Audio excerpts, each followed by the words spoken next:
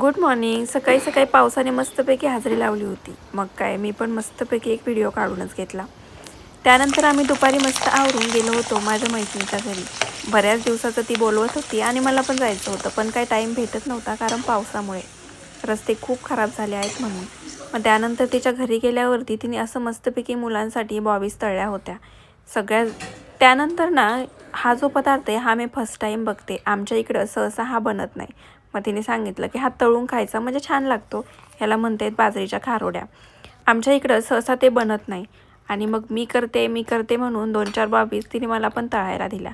मग मी पण तिला थोडीशी हेल्प करू लागले, कारण आम्ही गेलो होतो गणपतीचं दर्शन घ्यायला. गणपतीचं एक निमित्त होतं, तसं तर जायचंच होतं.